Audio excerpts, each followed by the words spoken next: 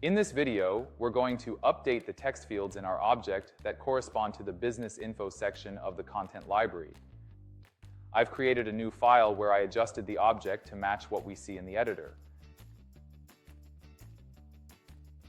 I've also removed any data we don't need, so we're only passing through the items connected in the content library.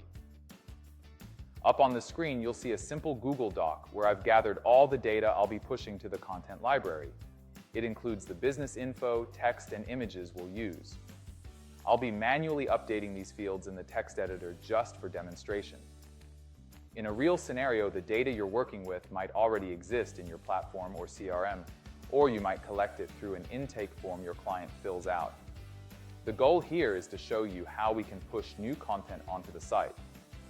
Once we've updated all the fields, we'll send the object back to Duda to generate a brand new site with the fresh content pushed into the design. I'm going to copy and paste the text from the Google Doc I showed you earlier. In this video, we'll focus on updating the text fields under Business Info. In the next videos, I'll show you how to update custom business text and site images.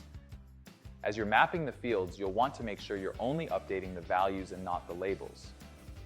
All sites generated from the connected template will use the same labels. These labels help the system know where to replace the content. So make sure to update only the content, not the labels. And one more point, although you can technically create new fields here, such as add a secondary phone or email, those new fields will not be connected to the template, so they'll exist in the content library, but they'll need to be connected after so that they display on the site. As you go through the object, start thinking about where your client data will come from and how you'll push it onto the site. Passing through business info text is pretty straightforward. In the upcoming lessons, we'll go over some special considerations to keep in mind when working with business texts and site images.